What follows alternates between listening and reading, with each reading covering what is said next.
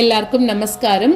குருவாயூரப்பனோட பரிபூர்ண அனுகிரகத்தினால 3 தசகங்கள் ஒரு நாளைக்கு தினம் ஒரு நாராயணியம் அப்படின்னு சொல்லக்கூடிய விதத்துல ஒரு நாளைக்கு ஒரு தசகத்திலிருந்து ஒரு ஸ்லோகமா படிச்சுன்னு வந்து பெருமாள் அனுகிரகத்துல 3 தசகம் நம்ம முடிச்சிருக்கோம். நீங்க எல்லாமும் அதே மாதிரி பிராக்டிஸ் பண்ணிட்டு 3 தசகமும் பிராக்டிஸ் பண்ணிருப்பீங்கன்னு நினைக்கிறேன். பண்ணியிருந்தீங்கன்னா கமெண்ட்ஸ்ல சொல்லுங்க. ஏன்னா உங்களோட கமெண்ட்ஸ் தான் எனக்கு வந்து ஒரு இது என்னை வந்து ஒரு என்கரேஜ் பண்றதுக்கும் மோட்டிவேஷனாகவும் இருக்கு. வெறுமை கேட்கறதோட இல்லாம நான் இன்னும் என்ன இம்ப்ரூவ் பண்ணிக்கணும் அதையும் நீங்க சொல்லலாம். ஏன்னா வந்து நான் ஒரு பப்ளிக்ல போடுறேன் அப்படிங்கும்போது நீங்க எது சொன்னாலும் அதை வந்து என்னால் முடிஞ்ச அளவுக்கு அதை நான் திருத்திக்கிறதுக்கு பார்க்குறேன். அதனால பரவாயில்ல, போடலாம். என்கிட்டேருந்து உங்களுக்கு இன்னும் வேற ஏதாவது இன்னும் இம்ப்ரூவ் பண்ணிக்கணும் அப்படின்னு இருந்ததுன்னா அதையும் நீங்க போடலாம். ஸோ இன்னைக்கு தசகம் 4, அதாவது இது வந்து ஸ்ரீமத் பாகவதத்தோட 2nd ஸ்கந்தம், அதோட ஒரு சாரமா அமைஞ்சது தான் இது இருக்கு. அதாவது 4, 5, 6, 7 சாப்டர்ஸோட சாரமாக அமைஞ்சது தான் இது. இதுல வந்து 8 அங்கங்களோட செய்யக்கூடிய பக்தி யோகம் அதை பத்தி சொல்றார். அதனால அந்த பக்தி யோகம் பண்றதுனால எப்படி நம்மளுக்கு முக்தி கிடைக்கிறது அப்படிங்கறத பத்தியும் சொல்றார். அதாவது இப்ப என்ன வேண்டிக்கிறார் அப்படின்னாக்கா, பக்தி யோகம் பண்றதுக்கு எனக்கு முதல்ல நீ வந்து என்னோட உடம்புக்கும் உள்ளத்துக்கும் பலத்தை கொடு அப்படின்னு சொல்றாரு. ஏன்னா ஹெல்த் நம்மளுக்கு முக்கியம் இல்லையா எதுக்குமே. அந்த ஹெல்த் இருந்தாதான் நம்மளால மேற்கொண்டு எல்லாமே பண்ண முடியும். அதனால அந்த ஹெல்த் தனக்கு வேணும் அப்படின்னு பட்டத்ரி வேண்டிக்கிறார். பக்திங்கிறது வேற, பக்தி யோகம் அப்படிங்கிறது வேற. அதை நம்ம முதல்ல புரிஞ்சுக்கணும். பக்திங்கிறது நம்ம டெய்லி ஆத்துல பெருமாள் சேவிக்கிறோம், கோவில்ல போய் சேவிக்கிறோம், அது பக்தி. பக்தி யோகம் அப்படிங்கிறது என்னன்னா, நம்ம ஒருநிலைப்படுத்தி நம்மளோட மனசை வந்து ஒருநிலைப்படுத்தி ஒரே ஃபோக்கஸா பெருமாள் மட்டும்தான் அப்படின்னு இருக்கிறது தான் பக்தி யோகம். யோகம் அப்படின்னாலே ஒரு கனெக்ஷன் அர்த்தம். அதாவது நம்மளுக்கும் பெருமாளுக்கும் இருக்கக்கூடிய ஒரு யோகம் பக்தி யோகம். அதனாலதான் பகவத்கீதையில கூட எல்லாமே யோகம் யோகம் அப்படின்னு வரும். அர்ஜுன விஷாத யோகம் அந்த மாதிரிலாம் வரும் இல்லையா. யோகம் அப்படின்னாலே நம்மளுக்கும் ஒரு இன்னொன்னுக்கும் இருக்கக்கூடிய கனெக்ஷன், அதை சொல்றது தான். ஸோ அந்த மாதிரி இதுல பக்தி யோகம் அப்படிங்கிறது என்னன்னாக்க, பெருமாளை நம்ம இடைவிடாம தியானிக்கிறது, அதுதான் பக்தி யோகம் அப்படின்னு சொல்றார். அதுக்கு முதல்ல எனக்கு ஹெல்த் வேணும். ஏன்னா இடைவிடாம பண்ணணும்னா நம்மளோட ஆரோக்கியம் நல்லா இருக்கணும் இல்லையா. அதனால அதுக்கு ஹெல்த் வேணும் அப்படிங்கிறார். அதனால எனக்கு பக்தி யோகம் பண்ணக்கூடிய அளவுக்கு நீ முதல்ல ஹெல்த்தை கொடுத்துடு அப்படின்னு சொல்றார். அடுத்தது 8 அங்கங்களோட இருக்கக்கூடிய பக்தி யோகத்தை ஃபுல்லா பண்ணணும். அப்படி பண்றதுனால என்ன ஆகிறது, எனக்கு அதாவது உன்னோட மகிழ்ச்சி கிடைக்குங்கிறார். நான் பக்தி யோகம் பண்றதுனால உன்னை நான் பிரீத்தி பண்ண முடியும், நீ சந்தோஷமாவ.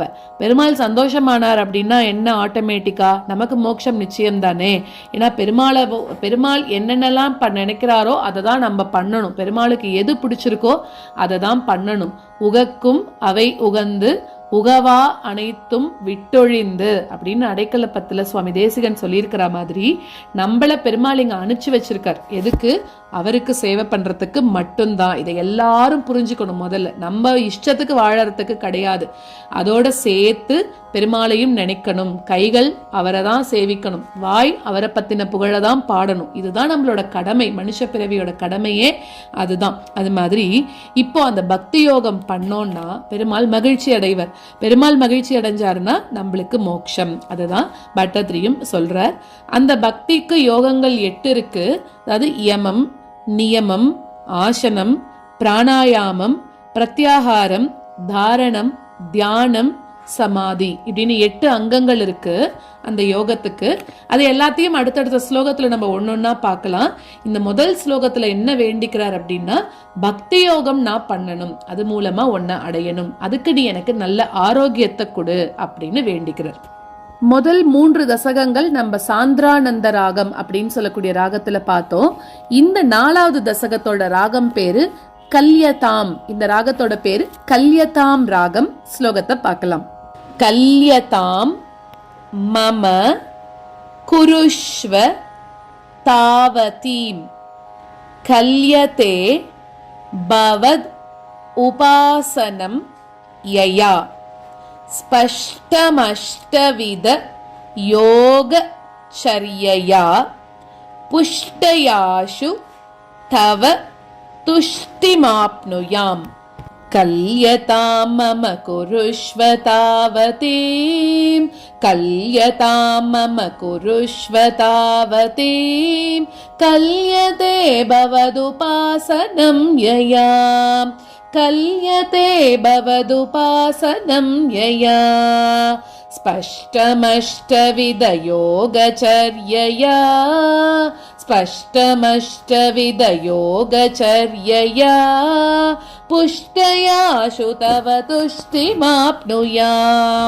पुष्टयाशु तव तुष्टिमाप्नुयाम् कल्यतां मम कुरुष्व तावतीं कल्यते भवदुपासनं यया स्पष्टमष्टविधयोगचर्यया पुष्टयाशु तव तुष्टिमाप्नुयाम् कल्यतां मम कुरुष्व तावतीं कल्यते भवदुपासनं यया स्पष्टमष्टविधयोगचर्यया पुष्टयाशु तव तुष्टिमाप्नुयाम्।